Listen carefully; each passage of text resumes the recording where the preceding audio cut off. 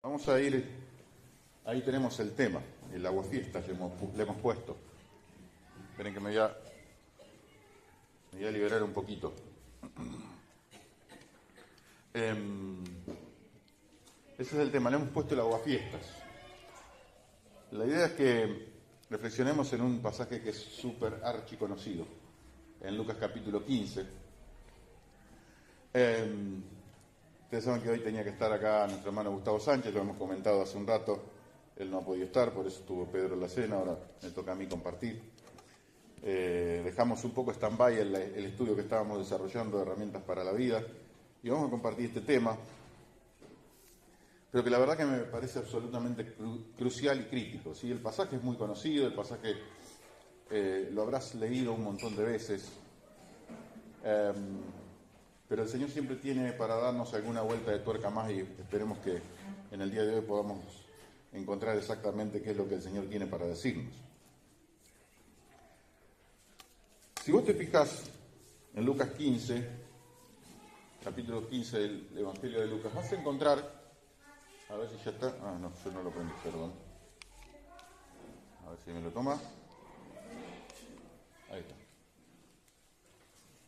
Vas a encontrar que hay tres parábolas, de las cuales vamos a hablar de una sola, que es la más conocida, si se quiere, de las tres. Ustedes recuerdan ahí que a Jesús, como dice el texto, en Lucas capítulo 15, en el versículo 1, se le acercaban todos los publicanos y pecadores para oír, y los fariseos y los escribas murmuraban diciendo: este a los pecadores recibe y con ellos come. Entonces él le refirió esta parábola diciendo, iba a referir la parábola de la conocemos como la oveja perdida, de la cual no vamos a hablar. Inmediatamente después refiere la parábola de la dracma perdida, de la cual tampoco vamos a hablar. E inmediatamente después refiere la parábola del hijo perdido. A lo largo de la historia se le han dado distintos nombres a esta parábola. El nombre más conocido es el hijo pródigo, que es un nombre que no es, si se quiere, el más preciso. Porque pródigo quiere decir generoso, disipador, y a lo mejor a alguien le dio tanta bronca lo que hizo el hijo menor de la parábola, que el cual vamos a contar, que entonces le puso ese nombre. Y es el nombre que más ha quedado a lo largo de la historia, pero podríamos ponerle distintos nombres, si quieren. El consuegro de Marta y Marcelo, Jorge Play, le puso un nombre muy, muy interesante, le puso la parábola de los chanchos abandonados, para que se den una idea. Claro, porque ahora vamos a ver que los chanchos, que el hijo que los cuidaba se fue, y ¿con quién se quedaron esos pobres chanchos? No se sabe. Pero bueno, eso es la idea de Jorge. Pero bueno, le podríamos poner distintos nombres. Pero el punto principal, y acá es donde quiero acercarme un poco al relato, es cuál era la idea básica que tenía Jesús. La idea básica está dada por justamente esa introducción a las tres parábolas. Lo murmuraban de él, a los pecadores recibe, con ellos come. ¿Qué están hablando? Este es el maestro. ¿Con quién se junta? Claro, ellos decían, no te juntes con estas chusmas. Pero justamente Jesús se juntaba con la chusma. Y ahí es donde refiere estas tres parábolas. Vamos a leerlas. Vamos a leer la parábola, ¿sí? la del hijo pródigo, hijo perdido, el padre amante. El hermano Gerardo Ferace le puso un título que a mí me gusta mucho también. Acá le pusimos el aguafiestas por ponerle algo. Pero le puse un título que me gusta mucho, se llama El Gran Hermano. Y ahora vamos a ver por qué. Me parece que esto del aguafiestas y el Gran Hermano, me parece que encajan más con el punto a donde quería ir Jesús. Fíjate. Dice el texto.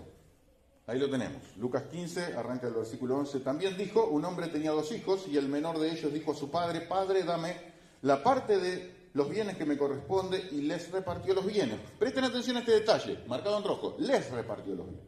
No dijo le repartió. No le dijo le dio los bienes. Les, plural, repartió. ¿Sí? Les repartió los bienes. Tomen nota de esto porque es importante para lo que viene. No muchos días después, juntándolo todo, el hijo menor se fue lejos a una provincia apartada y allí desperdició sus bienes viviendo perdidamente.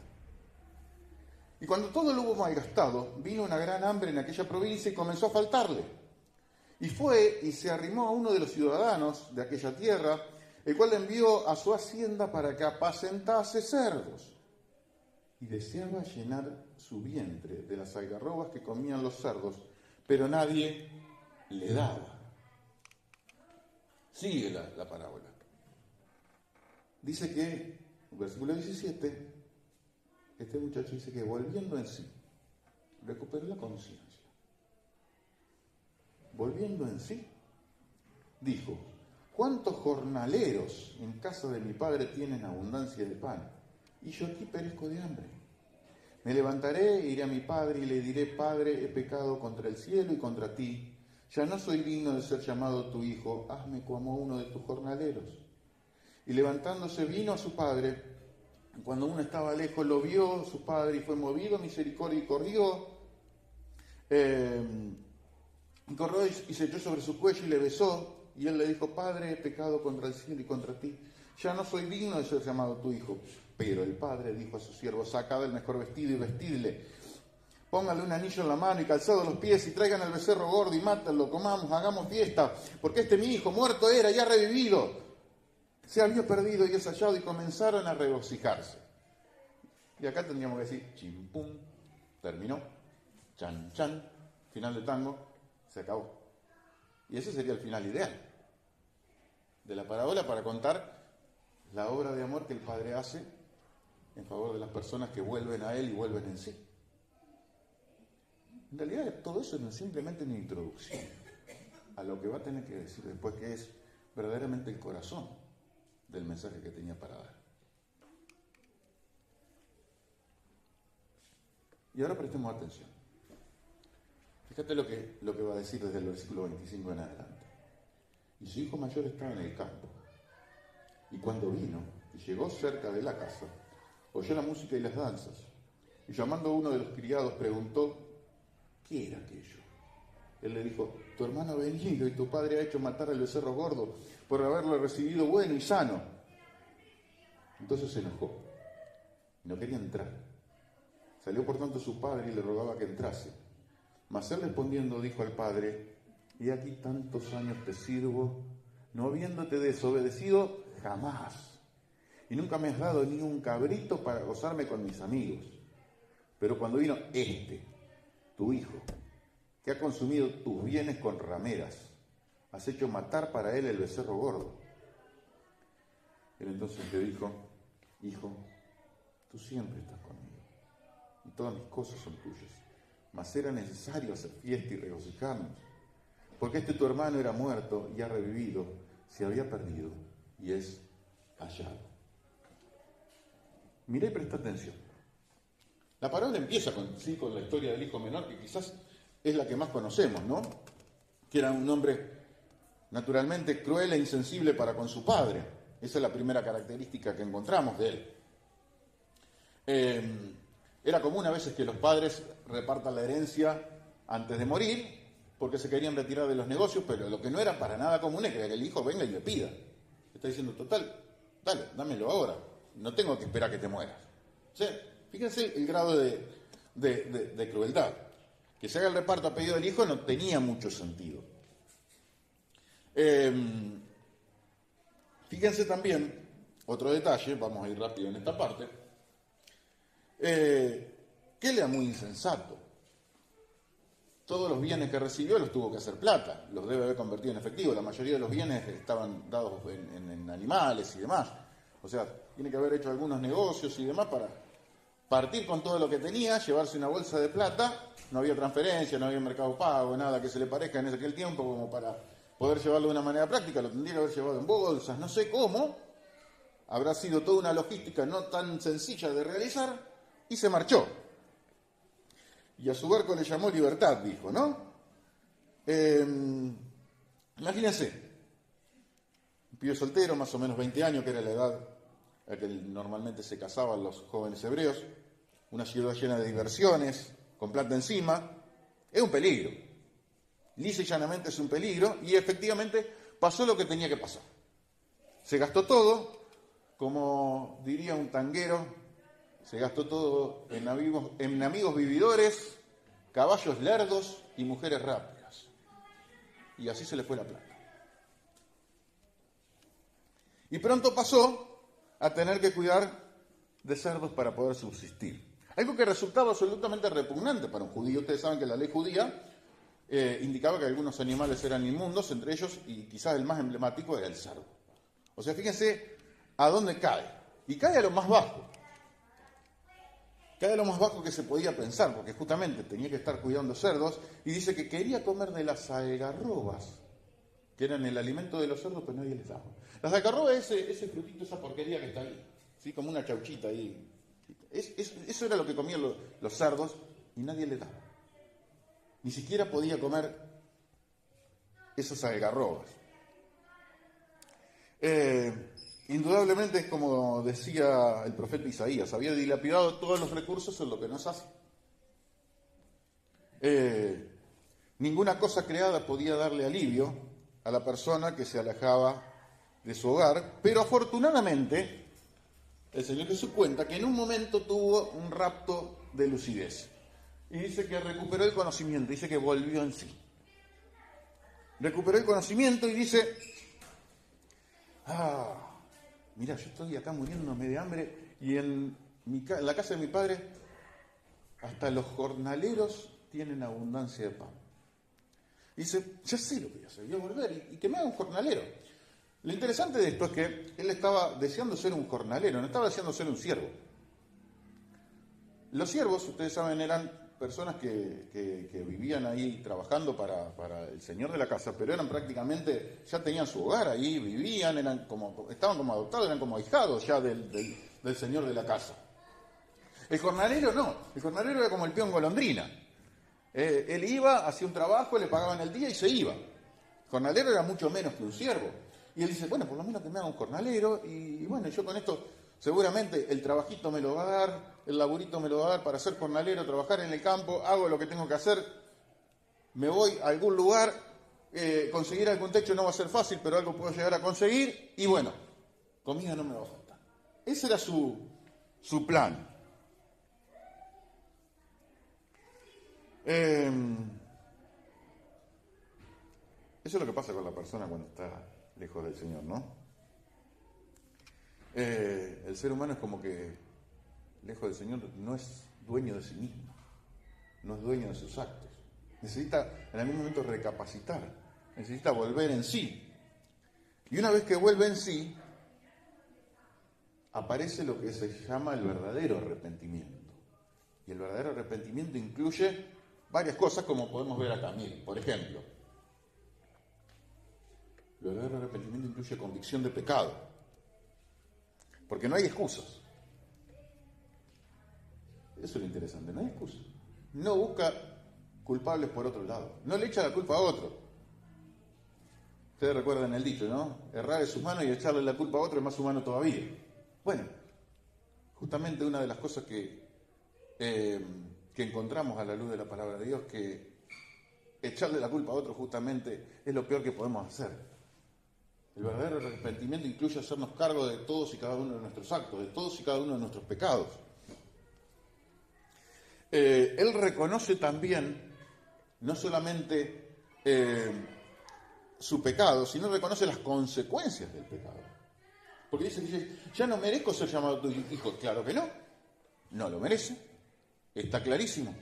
Él ya se había llevado, incluso hasta desde el punto de vista económico, ya se había llevado toda la herencia, no le correspondía ser llamado hijo de su padre. Y además desea reparar los efectos de su conducta. Hazme como uno de los jornaleros, aunque sea como el peón más bajo que pueda haber, para por lo menos tener algo para comer y que no me falte nada.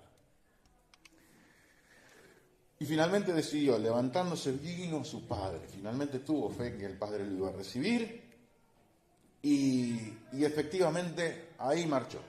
Habrá tenido que marchar, hacer un viaje largo de regreso, habrá llegado hecho harapos, como fuere, pero la cuestión que el viejo cuando lo vio, ni siquiera lo vio de lejos y ni siquiera esperó que se acercara, fue corriendo a abrazarlo. Algo que era impropio para una persona de una edad más o menos avanzada era algo que, un papelón que el viejo se ponga a correr. Bueno, se puso a correr, obviamente. El amor del padre no tenía límites. Fue, lo abrazó, lo besó. Él tenía el plan y el discurso que tenía pensado, ustedes leyeron, era decir: Padre, pecado contra el cielo y contra ti, ya no soy digno de ser llamado tu hijo, hazme como uno de tus jornaleros. Él dio parte del discurso, pero no llegó a darlo todo. No llegó a decir: hazme como uno de tus jornaleros. El padre no lo dejó terminar.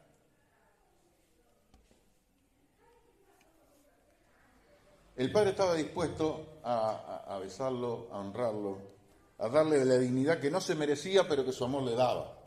Y ahí le da el vestido, le da el anillo, con ese anillo representaba la autoridad legal como miembro de la familia, le da calzado, que era un lujo en aquel tiempo, reservado solamente para los hombres libres, y hace un flor de asado.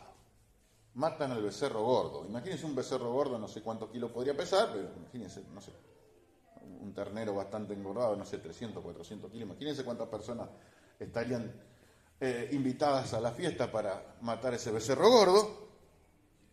Y como decíamos, colorín colorado, le ponemos el broche de oro, terminó y hablamos del amor del padre y nos vamos todos a casa contentos.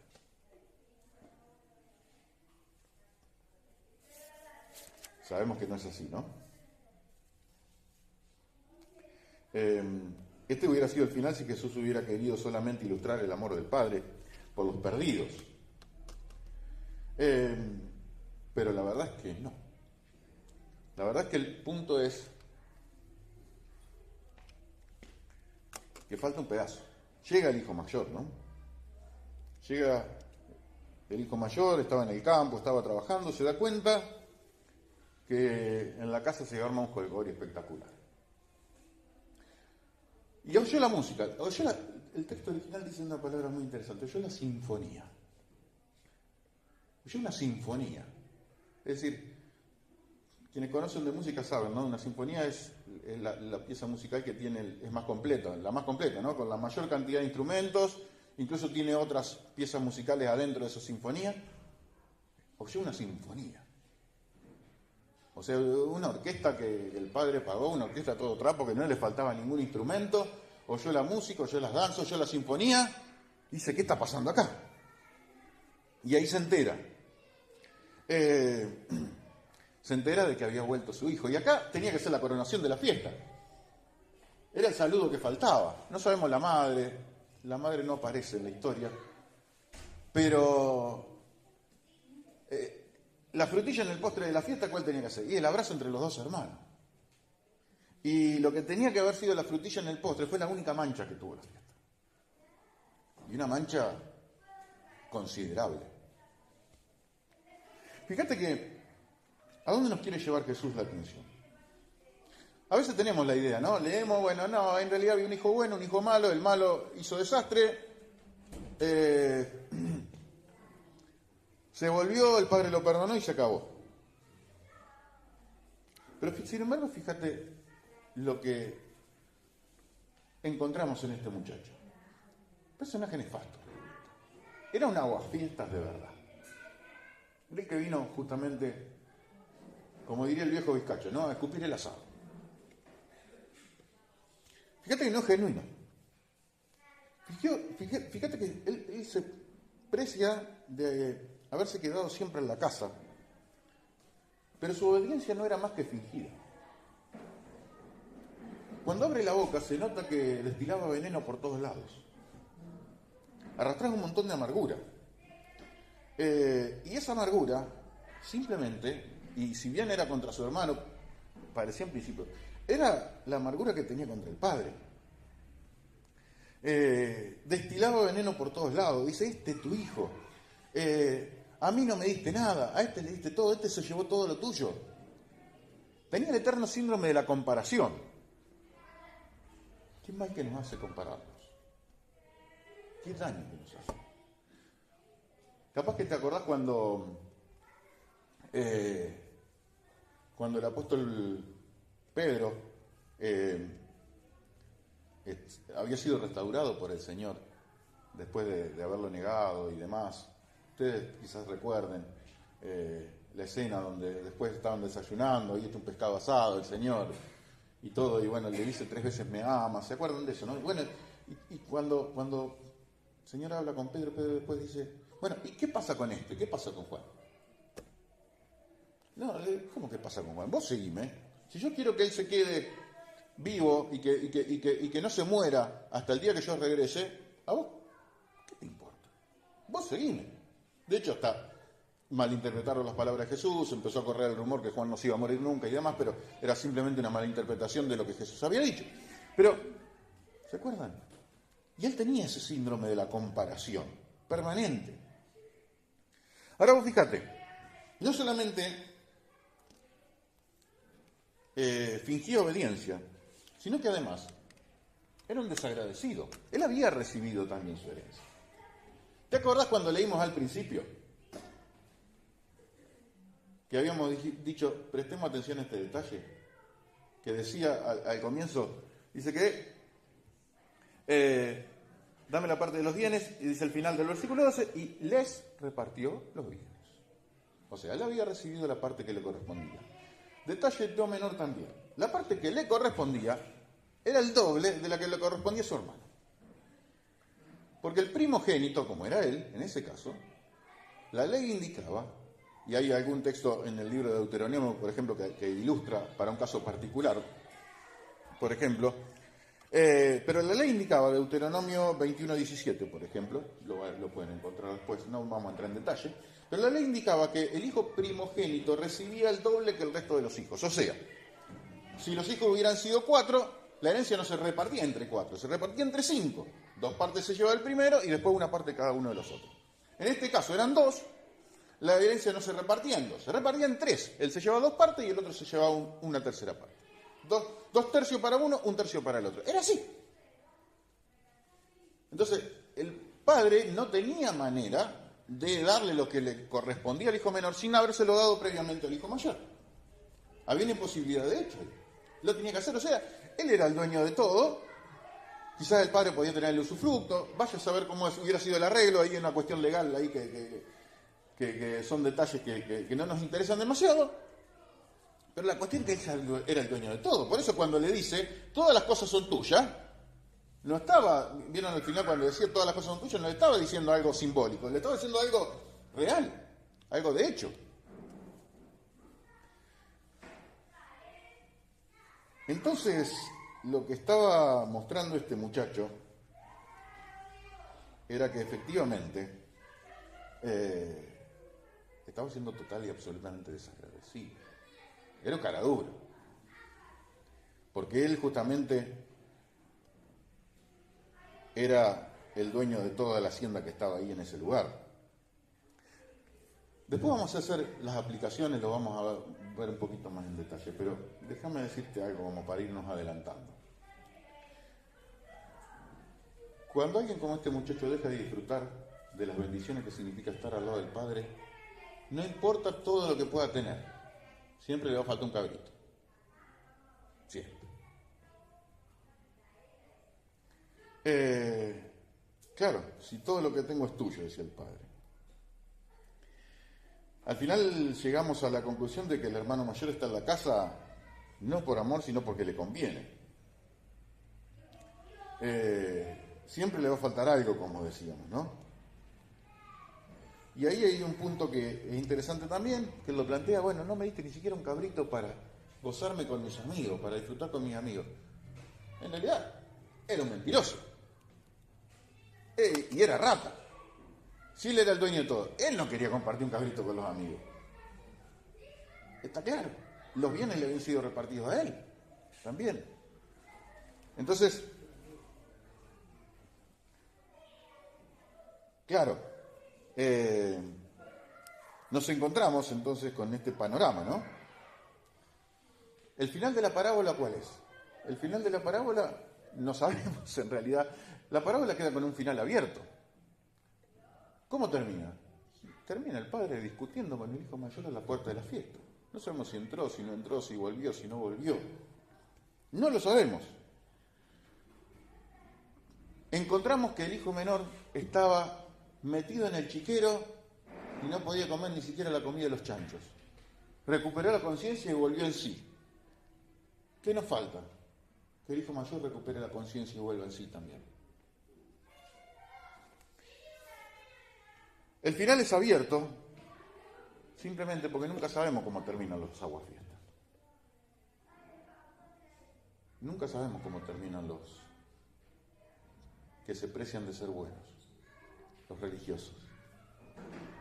Lo que sí nos queda claro es que es más fácil regresar del chiquero que del orgullo.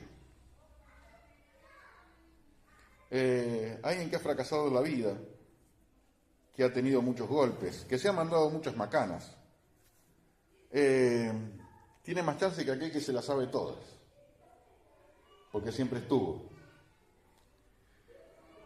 Y el punto delicado es este, que tal vez más de uno de nosotros puede convertirse, se ha convertido o se puede convertir en un hermano mayor. Quizás naciste en un hogar cristiano, nunca te puedan señalar con el dedo, de decir, che, este se apartó, pensando que apartarse implica necesariamente dejar de asistir a las reuniones. Se puede asistir, pero se puede estar lejos. No digo que esté mal, que esté bien apartarse, no lo digo. ¿Sí? Pero entendamos una cosa. No digo que esté mal congregarse siempre, al contrario, está muy bien. Pero digo que eso no nos sirve de nada si eso nos lleva a vivir en una burbuja de egoísmo y de religión. Dejemos que demos algunas aplicaciones de todo esto que hemos analizado y meditado. Y creo que tienen que ver con nuestra vida práctica. Mira, primero, y creo que es central, la obediencia no es una cuestión exterior, sino es una cuestión de actitud. Se puede estar en la casa y se puede estar lejos del Padre al mismo tiempo. La obediencia se puede fingir. La obediencia se puede prefabricar o inventar. No a los ojos de Dios, por supuesto, pero sí a los ojos humanos. Segunda aplicación. Y esto es tremendo. Y esta es la parte que por ahí me golpea muy fuerte.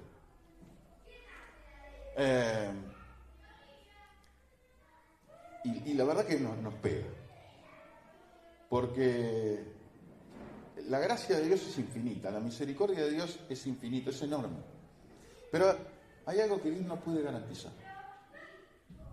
El Padre le pudo garantizar al hermano menor, al hijo menor, la comida, el vestido, el amor, pero no le pudo garantizar la aceptación de su hermano mayor. Es triste admitirlo, y muchas veces es posible que esto no ocurra, pero no hay garantías de que los hermanos menores serán bien recibidos cuando regresen a la casa. Quiere el Señor que esto no ocurra, ¿no? Que cuando veamos a alguien que se acerca y que no lo conocemos, que es nuevo, estemos todos ya orando por esa persona para que el corazón de esta persona sea cambiado y sea transformado. Y seguramente va a venir arrastrando miles y miles de cosas con las cuales no estaremos de acuerdo. Pero que realmente, independientemente de eso, podamos tener el mismo carácter que tenía el Padre. Y sin que eso sea una invitación a hacer cualquier desastre, pero que podamos tener ese mismo carácter que tenía el Padre, un carácter de amor, de restauración y de que deseaba, por sobre todas las cosas, el bien y la restauración de la persona que había caído. Tercero, delicado punto también, muy delicado. Vos fíjate que una actitud incorrecta para con su hermano, al hermano mayor le provocó una tensión con el padre. Y esto es duro, porque me está mostrando que un conflicto con mi hermano me pone automáticamente en un conflicto con Dios. Eso es lo que decía, por ejemplo, el apóstol Juan. ¿Sí? Cuando decía que, ¿cómo podemos decir que amamos a Dios a quien no hemos visto si no amamos a nuestro hermano a quien hemos visto? Pero lo cierto es eso. Es necesario, absolutamente necesario, resolver nuestro conflicto con nuestros hermanos. Lo más rápido que se pueda. A veces puede llevar un poco de tiempo, a veces queremos patear la pelota para adelante. Pero es imprescindible, es necesario, es absolutamente necesario. Cuarto, un corazón incorrecto reclama derechos de hijo, pero no asume responsabilidades de hermano.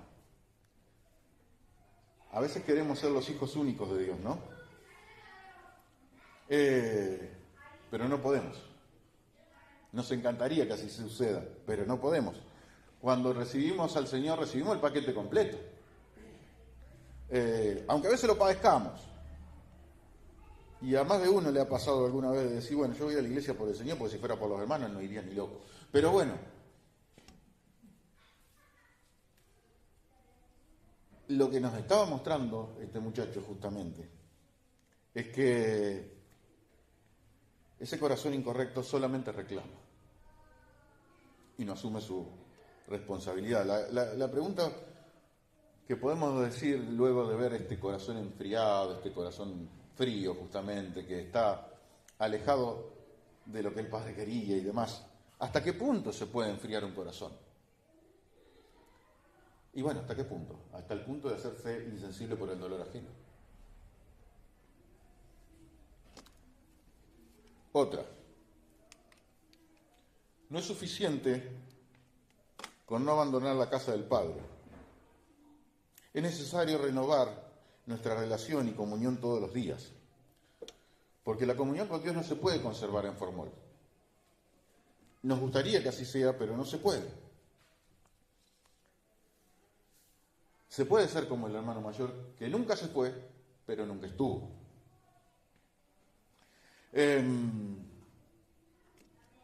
Y esto se conecta con lo que viene después. Es posible servir al Padre fielmente y a pesar de ello no estar en comunión con Él. El servicio no nos santifica. Fíjate que el hermano mayor dice, yo estuve tantos años, puse el lomo, trabajé de sol a sol, pero mirá qué pasó con este. No es nuestro servicio lo que legitima nuestra comunión con Dios, es al revés. La comunión con Dios legitima nuestro servicio. Por supuesto que el servicio es imprescindible, es necesario. La obra de Dios no se puede hacer tirado panza arriba en una cama. Pero es la comunión con Dios lo que va a dar legitimidad a nuestro servicio, y no al revés. Para nosotros quizás el rebelde el que se fue, pero acá está la otra cara de la rebelión, es el que nunca se fue, el que aún sirve a Dios, pero ya no siente nada, despreció la vida de oración, el tiempo con la palabra. Muchas cosas lindas que vivió quizás en un pasado han quedado en el recuerdo. Por fuera está todo bien, pero por dentro no hay pasión, no arde el corazón. El corazón se ha enfriado al punto de, como decíamos recién, de no sentir dolor ante el dolor ajeno, de ser insensible, de no llorar por los que se van, de no alegrarse por los que regresan, de haber perdido el fuego del don de Dios. ¿Te acordás que el apóstol Pablo le escribía a Timoteo, no descuides el don de Dios que hay en ti? ¿Sí? 1 Timoteo capítulo 4. Pero cuando llega a la segunda carta le dice, aviva el fuego del don de Dios que hay en ti. Quiere decir que entre una carta y otra ha habido algo que ha apagado el fuego del Espíritu que estaba orando en Timoteo. Pablo le tiene que llamar la atención, che, te estás viniendo abajo. No descuides primero, le dice el segundo, avivate, dale, despertate. A veces pasa. Le pasa al más pintado, le pasaba a Timoteo y nos pasa a nosotros también. Última aplicación. A veces disfruta más el amor del Padre quien vivió perdidamente que quien estuvo siempre en la casa, pero nunca se dejó amar por el Padre. Seguramente conoces igual que yo personas que han arruinado su vida muchas veces, ¿no? Que han hecho desastres, que se han metido en cosas tremendas, fuera de lugar, han vivido la esclavitud del pecado, pero llegan a Cristo en algún momento. Y cuando llegan a Cristo, se encuentran que empiezan a disfrutar del amor del Padre, que quieren agradecer, que quieren servir a Dios, que tienen pasión, que tienen pila. Y a veces los que estamos adentro le decimos, ¿y este de dónde salió? ¿A quién se comió? Y lo más triste es que a veces el que vino con toda la pila y que estaba recordando todo lo que había vivido y que había salido sacado del chiquero, después se empieza a contagiar también. Y se contagia de los otros que somos de trayectoria de muchos años.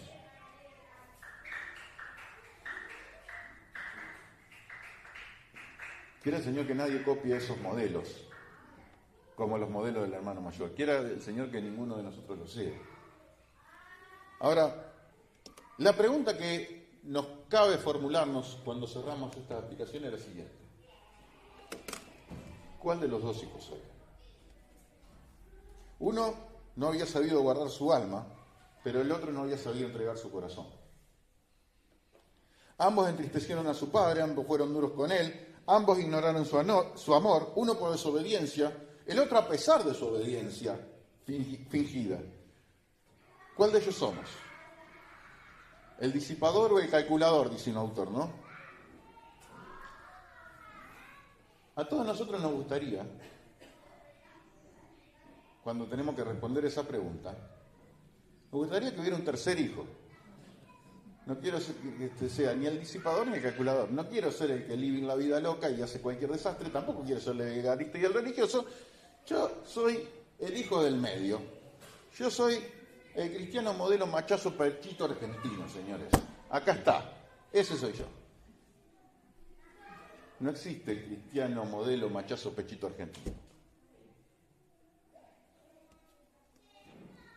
Nos gustaría que exista, nos gustaría, y todos nos creemos que somos ese nosotros, ¿no es cierto? Pero a veces estamos obligados a reflexionar.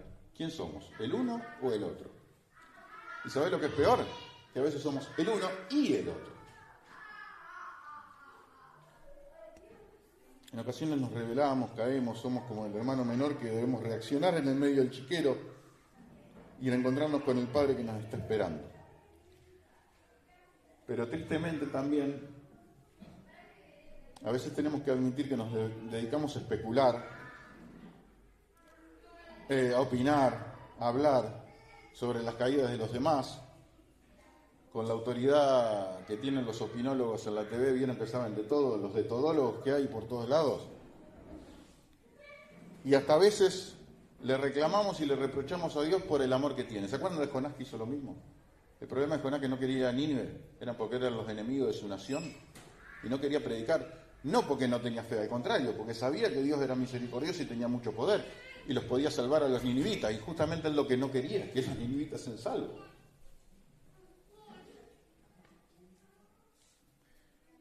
Lo importante es lo que Jesús quiso enseñar. Dios está dispuesto a abrazar a aquel que se fue y necesita volver, como aquel que siempre estuvo pero nunca se dejó abrazar por Dios. Y esta es la hora en la que el Señor nos llama a dejar de jugar a estar en un banco, a jugar a la religión y verdaderamente entender que necesitamos sí o sí, imperiosamente renovar nuestra comunión, día a día, momento a momento, para que Él caliente nuestro corazón. Él nos tiene que llenar, necesitamos que Él nos llene, necesitamos renovar nuestra comunión. Si no, quizás nunca nos vayamos, pero nuestro corazón no esté donde tiene que estar. Que el Señor nos guíe, que nos lleve a la reflexión, que nos guíe y nos permita preguntarnos, meditar, reflexionar, considerar. Porque hay algo que es constante en cualquiera de los casos. Lo constante, lo que no cambia, lo que es inmutable es el amor de Dios, es el amor del Padre. Y de eso podemos disfrutar y podemos estar plenamente seguros. Que todos podamos disfrutarlo al máximo y en su máximo valor, en su máxima potencia, en el punto que Dios quiere que lo disfrutemos, en tener la comunión diaria, íntima, directa, libre con Él permanentemente y siempre. Amén. Oramos. Te agradecemos, Señor, por este momento, por este tiempo que nos has permitido pasar y compartir. Gracias por tu palabra, porque nos habla con claridad, con precisión. Es fuerte, es directa. Pero gracias, Señor, porque siempre podemos volver a vos. Porque siempre tenemos esa esperanza, siempre tenemos la posibilidad de acercarnos, Señor, de volver a buscar tu comunión, a buscar tu rostro, estar cerca tuyo, a deleitarnos en Jehová. Señor, gracias porque cuando eso ocurre, las peticiones de nuestro corazón pueden ser contestadas, pueden ser dadas, Señor, pero más allá de todo, y de las peticiones y de todo lo que podamos tener, te pedimos que, Señor, vos calientes nuestro corazón y nos lleves y nos guíes a vivir una vida que verdaderamente te honre. Que estés siempre a tu lado, siempre en tu casa, pero disfrutando del amor, del abrazo, de la comunión, de la bendición de tu palabra. Señor, te pedimos que nos guíes y que guíes a cada una de las familias que estamos aquí representadas, que el poder tuyo, Señor, se manifieste en nuestro hogar, que se manifieste, Señor, en el día a día, en el trabajo, en el estudio, en el lugar donde tengamos que estar. Señor, lo ponemos todo en tus manos, Señor, te necesitamos, te adoramos, en el nombre de Cristo Jesús. Amén.